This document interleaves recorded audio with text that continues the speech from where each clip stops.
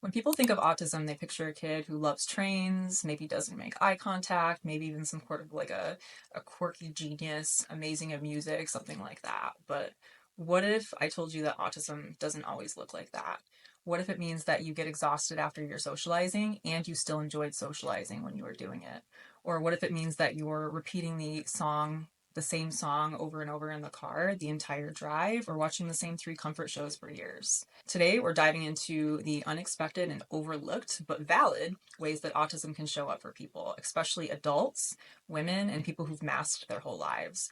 So, if you've ever wondered, is this autism or is this just sort of a TikTok fad? Stick around because this episode might change how you view neurodivergence.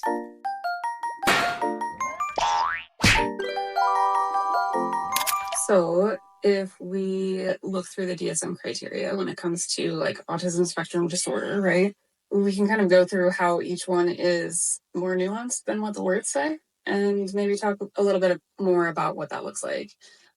So in our first criteria, it says persistent deficits in social communication and social interaction across multiple contexts as manifested by the following. Currently or by history, examples are illustrative, not exhaustive, see text.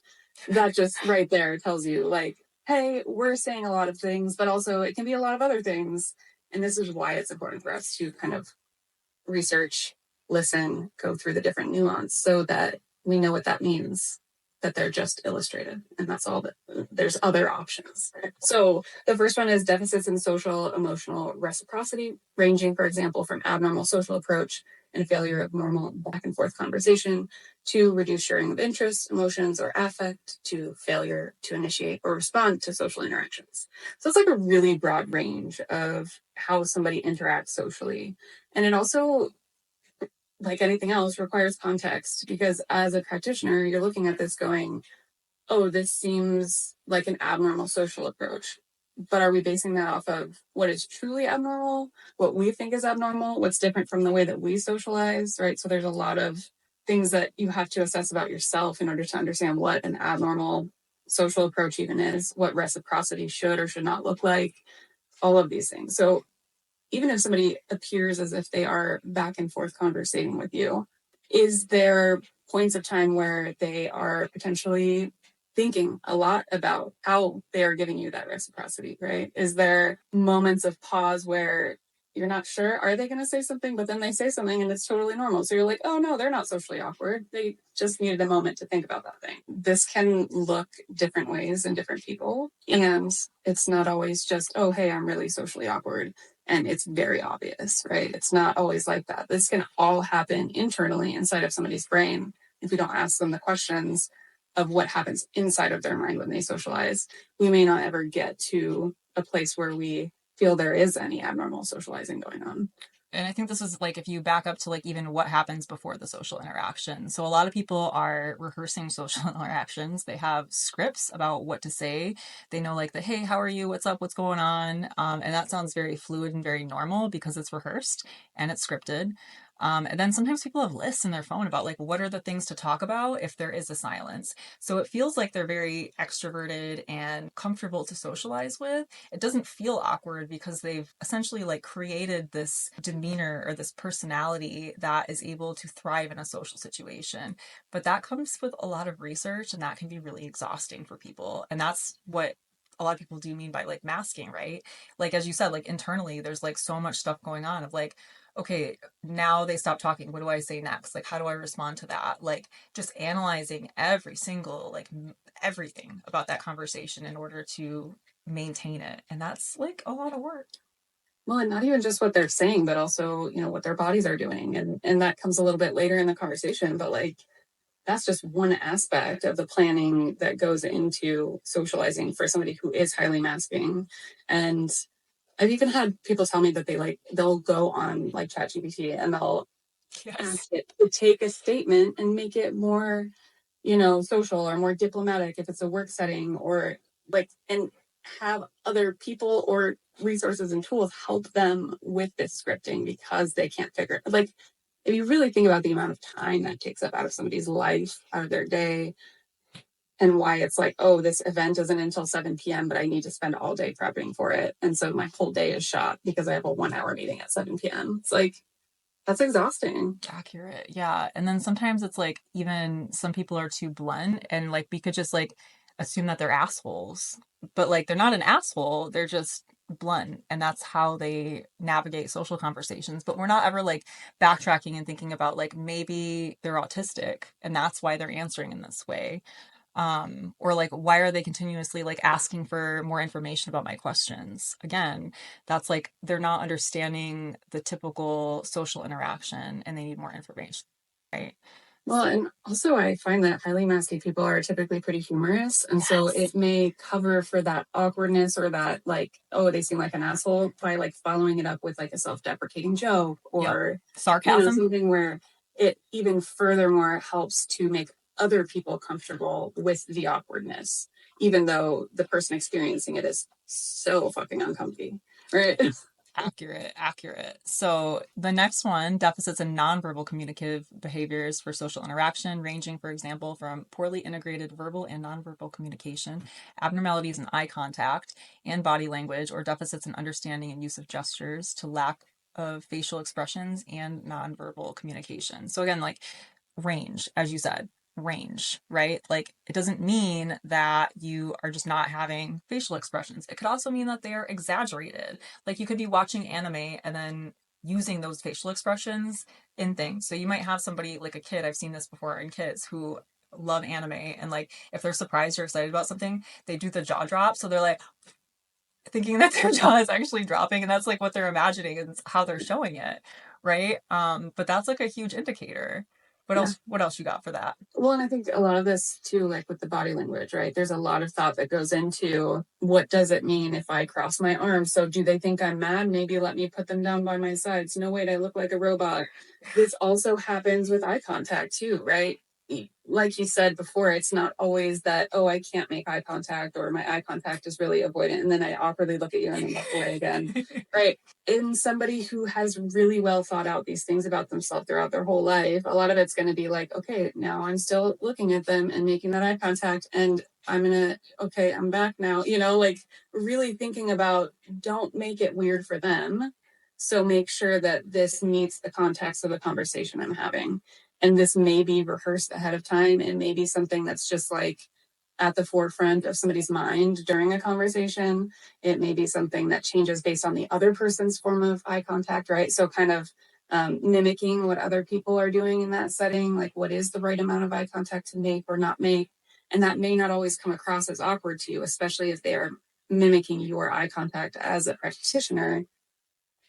I'm not going to say, oh, that's awkward that they're doing that if they're just doing what I'm doing, which sometimes I like to look out the window because there's like fun stuff out there, right? Like, so if they look away, I'm going to be like, oh, that's totally normal because they do it like I do it. Yep. Or like they're like looking right into your eyes, like into the depths of your soul, because they literally think like I was told that I had to have eye contact growing up. So like let me look into your eyeballs. But then like there's always like the conscious thinking of like how much should I be blinking? But as a practitioner we need to like be asking about the background of what is happening behind these social conversations and like these social interactions. That's a big deal. Just because the surface looks one way doesn't mean that there's not an entire shit show dumpster fire happening inside of somebody's brain. Exactly. And like even with like nonverbal communication, like how do you sit in an appointment? Like I'm over here sitting cross-legged, right? Like I can't sit in any sort of a professional environment with my legs down. I'm cross-legged. I'm on the floor. I'm like, kind of like hunched over sometimes. And those are some of like the weird abnormal we see too, that we're like, oh, not necessarily like sitting straight up in a chair, having a normal conversation. Like things can look a little bit more stiff sometimes, or sometimes not.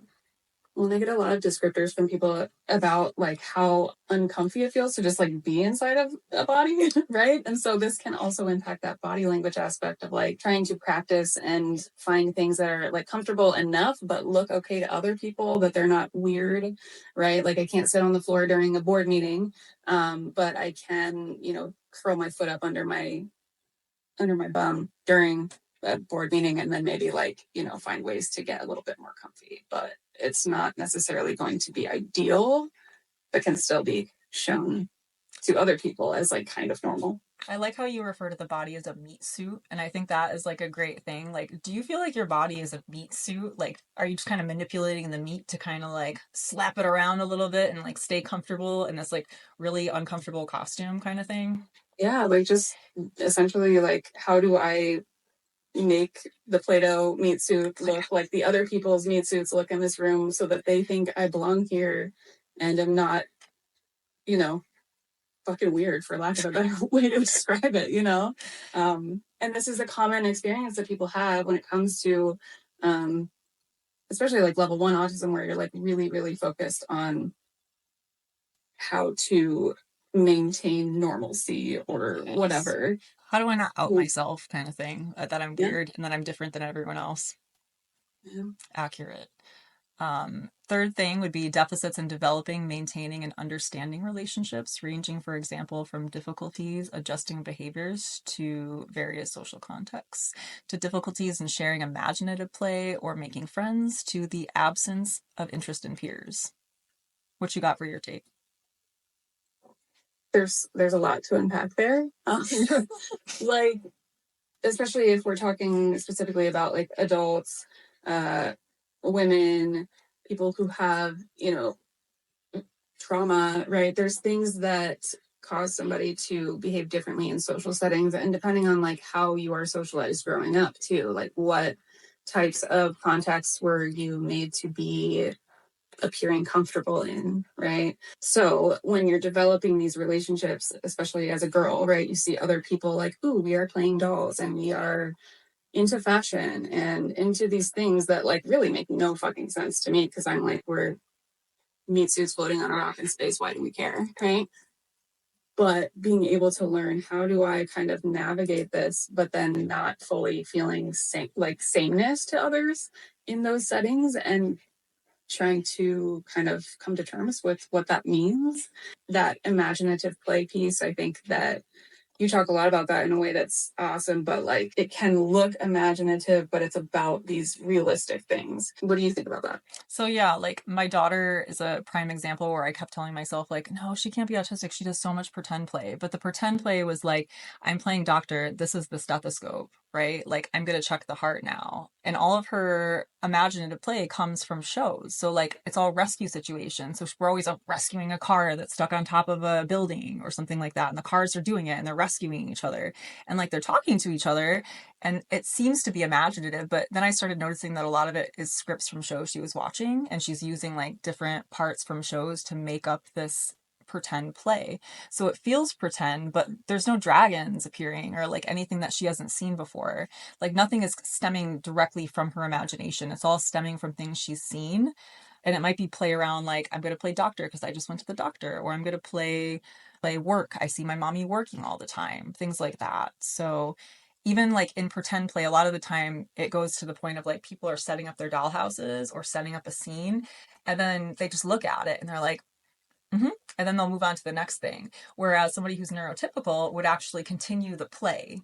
Once that's set up, they would continue doing the pretend play. But people who are autistic just set it up and leave it there because they're satisfied. Or there might be like lining things up in a specific way and kind of checking it out and be like, yeah. And then you're doing imagination and kind of talk in your head, but it's not coming out into the play anymore. It's just kind of like, okay, I put the scenario in my head and it's here now. So I think that's where girls get misdiagnosed a lot because, well, they pretend play, but do they? Right? Or like if even in the ADOS, right? Like when we did the ADOS on my daughter, blowing out birthday candles, she's seen birthday candles before. She's done like blowing out candles. So yes, that's a realistic situation that she can pretend to blow out candles because that's criteria. Does that mean she pretends plays? No. She still doesn't get it. That's a realistic scenario. That doesn't count. Right. Yeah, there's no piece of imagination that has to be used for something that you have a real context to draw from, right? Right. And I think too, this goes into adulthood in terms of the relationships too, like the social aspect of interacting with other people, or you know, the a version of play that happens in adulthood, right? Being at a party, socializing with other people, like people oftentimes have either, no big interest in this, or in the moment it feels really fun, but afterwards there's a lot of nitpicking of like, why did I hold my body in that way? How come I didn't say it this way? Was that weird that I did it that way? And then not wanting to like reach out and ask all your friends like, hey, was it weird when I did that one hand movement? Did everybody think my hand looked really big? Right? Disproportionate to my body. These are not the things that we assume other people are thinking about when they are at some type of fun social gathering, right? And that's not social anxiety. And that's kind of like where the difference is like social anxiety, like, isn't you're nitpicking everything that you did wrong and kind of like misinterpreting how other people interpreted it, basically. And even like with relationships and romance, that kind of comes in with getting obsessive about your partner or thinking you have to people please and not understanding how to maintain relationships. Or, if you get into a fight with a partner, you might just think like the relationship's over and just pack up their things and be like, okay, I guess we're broken up now, because you just don't understand. And you can develop some sort of like abandonment trauma about that if you don't see those things coming. So there's a lot of weird nuanced ways in there with relationships. I feel like that's pretty endless. Well, and yeah, I think too, this is a great example of how this can be important for clinicians to know, even if you're not going to be diagnosing autism. Like, it's important to know that these things are common in autism, so that if somebody's like checking a bunch of boxes for like borderline personality disorder, yep, just because there's a history of unstable relationships doesn't necessarily mean that it's based out of this like personality disorder. It may be based out of a much larger web of fuckery happening in this person's brain every time that they are trying to get close or be more intimate with another human being. It looks like fearing abandonment because like they can't keep friends, and that's why they can't keep friends since childhood. This isn't like an adult trauma developed thing. This is like, I could never ever keep friends. What's wrong with me? So of course I'm going to be fearing that, and like of course I'm very reactive with social situations, and of course they're triggering because it's traumatic. Well, and if you ask somebody like, are these relationships abruptly ended because of something you did, right? If you're thinking of like borderline type of stuff, like, oh, were you being dramatic and you just were like, we're not friends anymore, the person might say like, yes, it's because of something I did. But if you go ask the friend that they just like, or the boyfriend that they left, right, they might say, yeah, one day like she just left and it was so weird because like I thought we were fine and I just never heard from her again.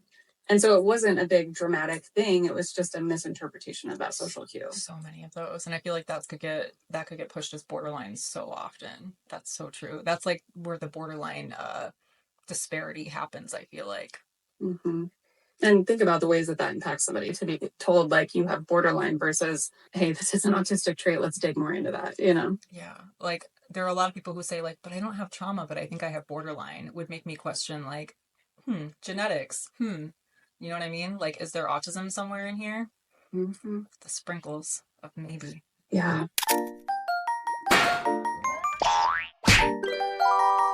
All right, next up we have B. So restricted and repetitive patterns of behavior, interests, or activities as manifested by at least two of the following, currently or by history of. And again, examples are not exhaustive, right? So first one, repetitive motor movements, use of objects, speech. So things like simple motor is it stereotypies? Am I saying it right? I hope I am. I jack up words and then I get corrected on TikTok all the time. So lining up toys, flipping objects, echolalia, idiosyncratic phrases. So echolalia is probably one of the most common ones, and I think people automatically assume it means like, oh, it's that little boy who's running around like quoting things, or like I just said that and now he's like repeating it for half an hour, but they're missing the subtleties that like can be sometimes when you're talking to an adult, they repeat it and it's not even out loud, but they're repeating it and then they will answer you. Or palilalia, which isn't even listed in here, which is when you say something and like for instance, my daughter does this a lot. She would say like, the train is coming. The train is coming. So she's repeating herself. So kind of like a version of echolalia. And then it can be internal too, right? Yeah, it can be like, hearing that same line in a song over and over in your brain, and then you have to listen to the song to get it out of your brain. Now, obviously, that's something that like could be a million different things, but if we're asking enough questions, this is how we start to help people identify like, what is it that's causing this thing that I'm experiencing that's causing me to feel distressed sometimes or just really confused by how my brain works. Yeah. Obviously, a lot of the like repetitive motor movements, I think the most stereotyped thing that we think about is, historically, like what you were talking about at the beginning, right? Kids who are just really into trains and having these big stimming behaviors that are repetitive, right? Lining up the trains. Yeah, it's not necessarily going to look like that, especially for people who have either had to mask or have learned to mask or are going to find ways to fit in so that they can function, especially as adults, right? And so some of these repetitive motor movements might not be things that you even see. It might be moving your toes inside of your shoes, crossing your toes, pressuring your fingers, crossing your toes. Yeah. Cheek biting is a favorite over here. Cheek biting, like tapping on things in a way that's like just seems like, oh yeah, I'm really into like music and rhythms, but like it's actually like scratching that itch of I need to repeat these things to get that sensory feedback, tactile feedback, all of these things. Yeah. And then with that too, like a lot of people don't talk about the idiosyncratic phrases, but that one is kind of like, these are like self-created expressions, right? So like they're different than like common meanings. So like my daughter, for example, uses green means go. And she does this when we're in traffic. And for the longest time, I used to just be like, no, it's red. The light is red. And I didn't understand that she was just like mentioning that we were in traffic. And that was just her way to mention it. So now I understand. I'm like, oh, yes, we're in traffic. But for a long time, I just didn't understand. So sometimes people are kind of just giving these phrases that you're like, what's the relevance? Or like it might have some relevance and you just think they're joking, so you laugh it off. But those can kind of pop in and out of places too. So that's important to be kind of like assessing. And then like what do girls do for repetitive lining things up, right? Lining up pencils and getting irritated if somebody takes them out, like lining up colors in a certain way. Grocery stores, if they're like in the checkout line, like fixing things. OCD, or is it autism? That's kind of your jam too. Yeah. Well, and that's like when we get to this next one here, insistence on sameness, inflexible adherence to routines or ritualized patterns, or verbal and nonverbal behavior, extreme distress at small changes, difficulties with transitions, rigid thinking patterns, greeting rituals, needing to take same route or eat food every day. Like, just like anything else in mental health, like these things can be more than one thing. And so being able to identify some of this in a way that's more nuanced allows us to search for meaningful answers and not just an answer to put in a chart to bill insurance, right? All of that, the ritualized things, routines, needing the sameness, it has to be done this way. This can all be OCD as well. This could also be ADHD, right? If I need things to be in the same place every time, or else I'll forget them or lose them. Right. That can be a whole nother basket of like symptoms. Is it a system somebody's made to cope, right? And so figuring out what is the reasoning behind this behavior. Can I get this person or somebody who knows them really well to describe why this happens for them? If I need that routine because this is just the way that it is, this is just the way that makes sense. Like it just works this way. This is how I do my laundry because this is what I was taught and this is what works for me. We can even look at that and say, oh, well, there are certain aspects of that kind of behavior where if you have a routine that's not distressing to you, but maybe makes other people frustrated, you could even say like, oh, is this obsessive compulsive personality disorder? Right? Yeah. And so being particular kind of thing. Being able to really look at each of these pieces and say, what is it? Is it because this is just that rigid sameness routine piece of autism, or is there other aspects to it, right? And is there other criteria also? Because it's not just saying, oh, this is this one thing and that means you have autism. It's like when we go down all of these and we're able to look at all of them to say, do we need enough of these to say, hey, this might be autism? Yeah, that's a good point. And then like people I think it's so rigid sometimes that it can't be messed with. But they're like, do you have a routine that you follow every day? It doesn't necessarily mean that autistic people are following a routine. It might be that they just watch the same show before they go to bed every night, or like they read the same book over and over and over again, or they're just listening to the same song for, a 3-hour car ride and they're like pumped up by it. It's kind of like a form of stimming in a way. It's just kind of regulating you, right? The transition thing too, like, but you're transitioning fine. And it's like, but how much effort goes into transitioning for me being dry to wet to getting into a shower? Like, do I need to mentally prep myself? to go to do that transition. Like, what about the transition from like eating to not eating? You know, there's just like all these like weird little nuanced things that people think like transition must mean like getting up in the morning and going to work, like home to school. But sometimes it's like bed to not bed, bed to up. Like, what is that transition like? Is it hard to get out of bed? Depression? Autism? Right. You know? Well, and I think also with like the greeting rituals and stuff, I mean, is it a ritual because if I don't say goodbye to you in a certain way, I feel like you might die, and then we are never going to talk again, and it'll be my fault because I didn't say it that way? That would fall more in our OCD bucket, right? Yeah. But if it's like I've been socialized by the people in my life that when we are leaving a setting, I say, bye, I hope you have a nice day. Mm-hmm. And if you don't say that back to me, it's like, but wait, you aren't following the script. And it feels really rigid and routine like that as like a, hey, this is our greeting ritual or our goodbye ritual. If someone doesn't follow that script with me, it can be really confusing, frustrating, overstimulating, or understimulating, right? Feeling like that person hates you and then overthinking it kind of thing. Yeah, they definitely hate you if they didn't follow the script. Yeah, they're mad at me. Like they're not like, you know, communicating back. Like my daughter who wants to play with this boy and he told her no because he's autistic and he just didn't want to play with her. So he's being too blunt. And she's like, why? Why does he hate me? I'm like, buddy, I'm so sorry. I know you finally made an attempt. She's like, we have the same script we do, Mom. We rehearse this all the time and you always say yes. And it's like, man, I guess I gotta mix that up. I mean, start throwing new scripts in there. Gotta make some new scripts over here for social situations. But yeah, it kind of runs into that. The greeting ritual one is interesting. Or like, do I always shake a hand kind of thing? Do I not know what to do with rituals? Because I don't usually hug and then people want to hug and I'm like, what do I do? That's different. And you kind of freak out internally because someone's trying to hug you all of a sudden. Yeah. Can't relate at all. Never. Not like I had to prep her office manager not to hug you and she was so concerned. She's a hugger. She's like, what do I do? Listen, I like a hug if I know what kind of hug is coming my way and what I'm supposed to do in response. Okay, are we a deep hug? Is this like a side hug? What is happening? You don't want to hug wrong back. That would be bad. I mean, you know, obviously. You need to know what to expect. Oh my God. I can practice the script. But we don't seem autistic. No, not at all. No. Don't worry, guys. We don't relate to any of this.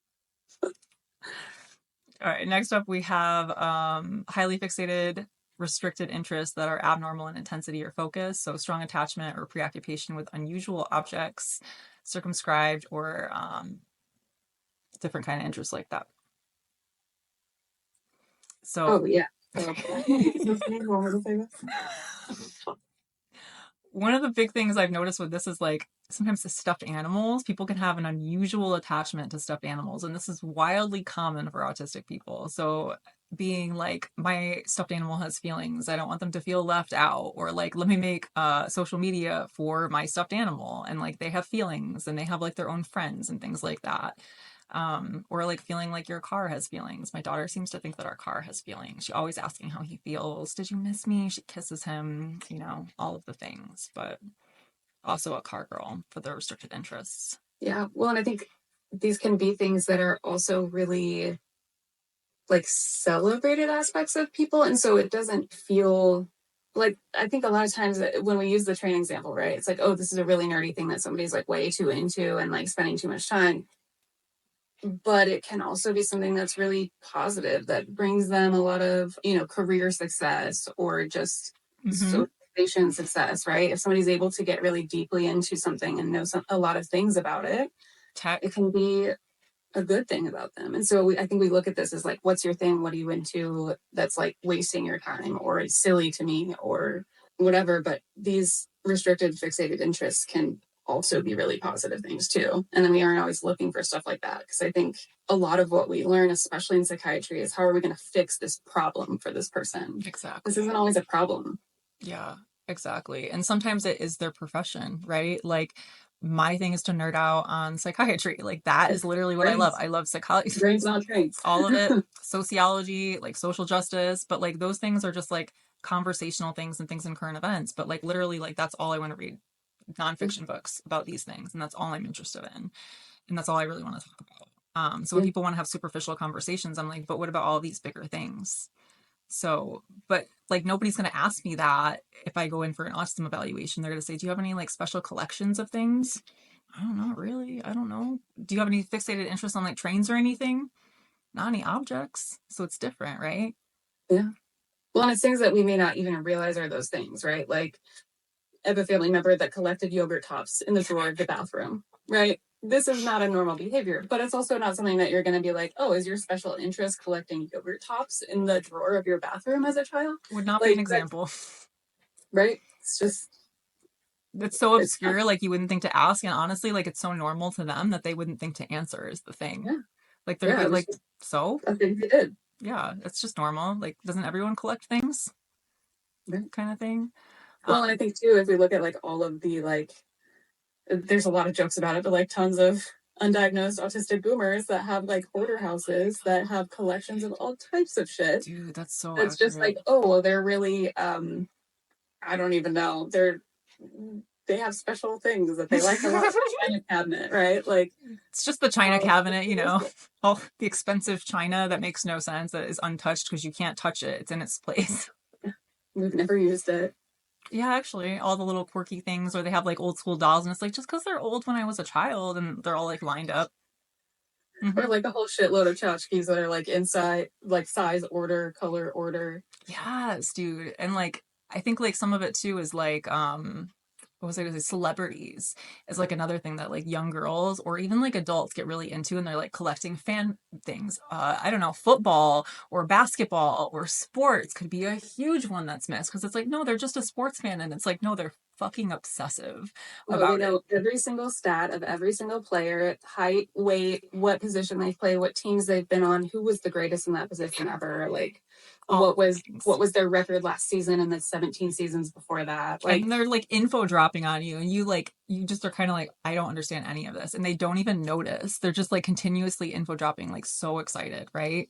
this is also so socially acceptable, right? And if you look at even, I don't know about you, but if anybody in your life has a TikTok algorithm that's like, here's all these sports people that talk about sports, like these people are making really good money talking about sports. And so, again, Tons. it can be a really positive thing for them. And especially if it's something that's socially acceptable to really like nerd the fuck out on that doesn't seem nerdy to other people because it's sports and we're bros and bros love sports. Accurate. Or like It's not as certain, weird as nerding out on brains or trains or yeah, anime or singers and stuff like that. Oh, like she's just into like pop stars or like, you know, Taylor Swift or whatever it is. And it's like, yeah, but like when you're that deep into it and it's like your whole life, it's like, when does it kind of cross into autism territory, right?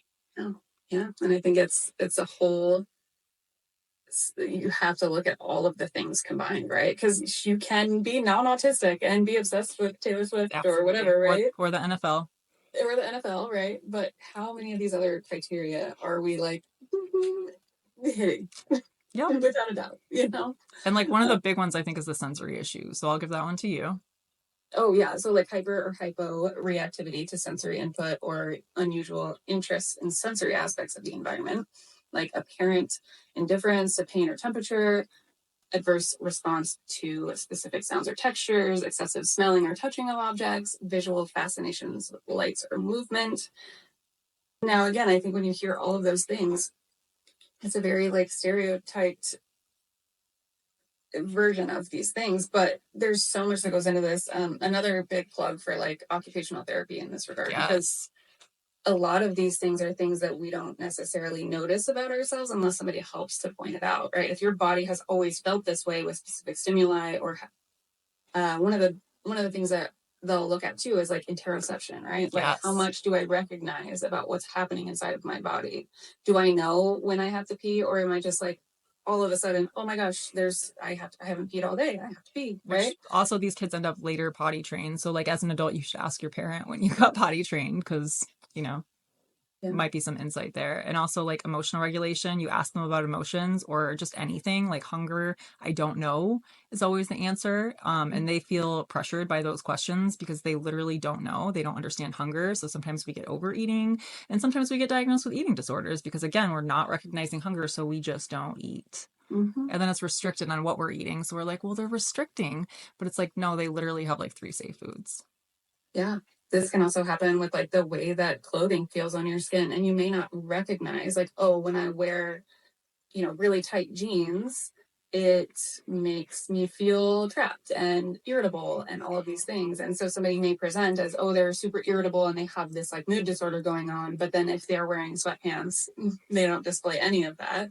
Right. Like helping somebody identify what it is that's actually kind of the trends and why they feel the way that they do. And is that something internally in their body or a response to an external stimuli or a lack of response to external stimuli? Yeah, and I think that's where we get like a lot of NPs and people don't necessarily understand like the sensory stuff, and they kind of like bring it back to like, well, if you're bothered by loud noises, you're covering your ears as a kid. What does that look like in an adult? That looks like irritability, kind of as you said.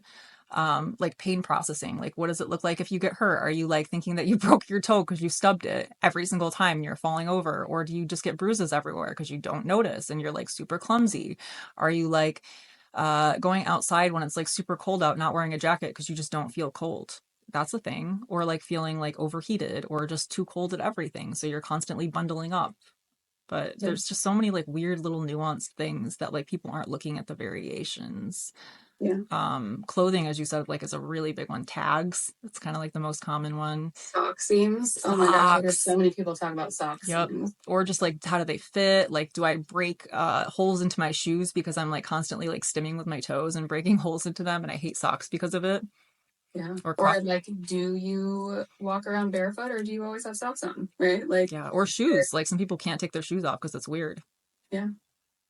Yeah, and there's a lot of variation and nuance to that, right? Because it's not always about what it feels like on your skin, more so, what kind of tactile input is it giving you? Does it feel better if there's like something holding your meat suit together on your feet, right? The deep pressure on the meat suit. Right. Again, this can overlap with some of that more like OCD stuff. Do I not want the contamination of something being on my foot and my skin from, outside or whatever? So I wear a sock or a shoe. Or is it more that, either sensory, I don't like what it feels like when the carpet touches my toes, or do I want something that's like holding it together, The sticky thing too is like something on OCD questionnaires, like if you don't like sticky things, but that's often a sensory issue. It's like I don't want to touch things that are sticky, or I crave it, one or the other. So that's a big thing. A certain type of sticky. A lot of times what I'll hear from people is like, yes, I hate loud noises unless I chose what the noise is. Like or my music. Yeah, yes. Unless it's a certain type of slime that I really like, or a certain type of texture, And so it's not always like, oh yeah, I hate these specific textures. It's sometimes I hate it and sometimes I don't. And this is why.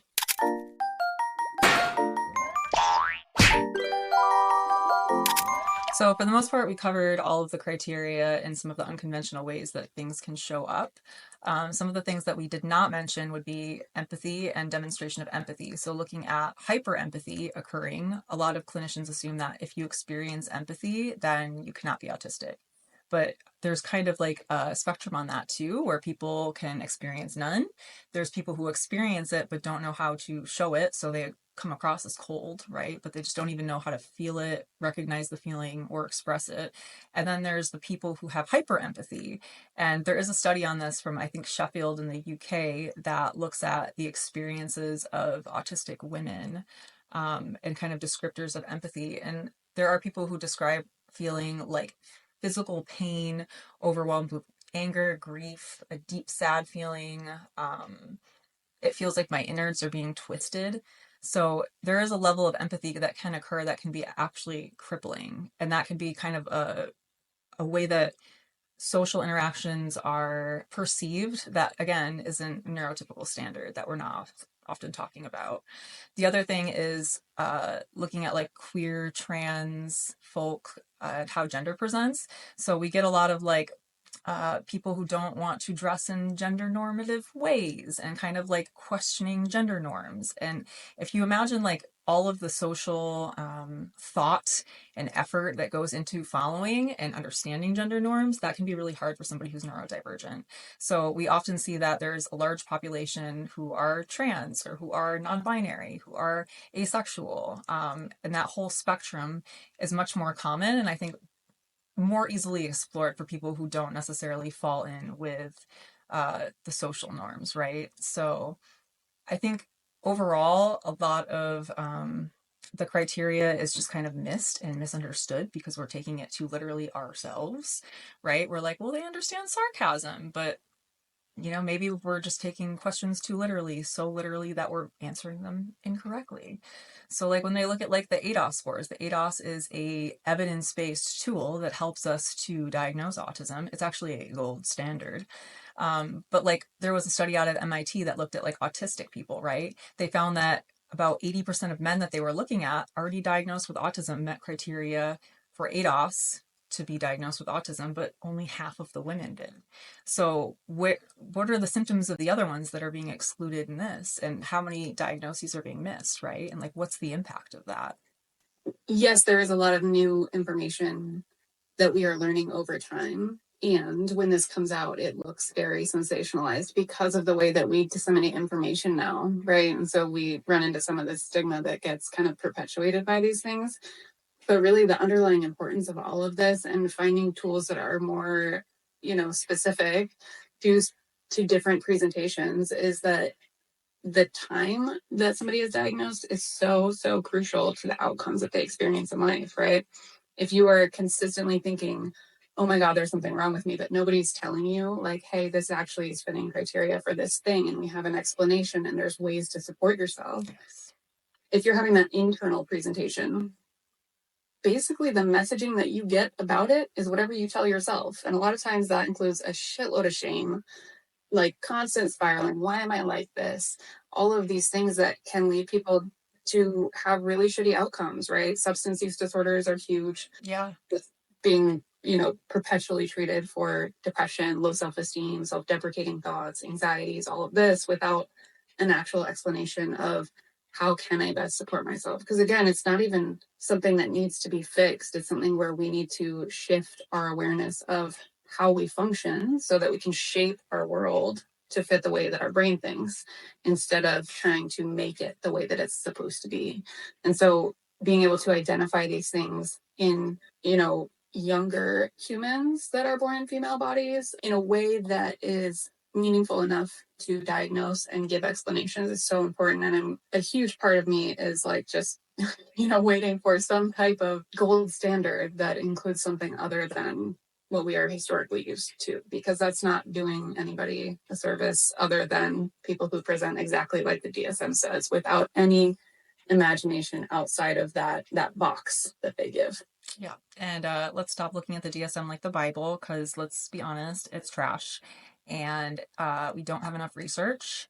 And like, what are we going to do, right? Like, we're just literally kind of like clinically like flowing through it and trying to like hear people where they're at and understand people where they're at. Like, it makes so much sense. But I'm with you. Early diagnosis.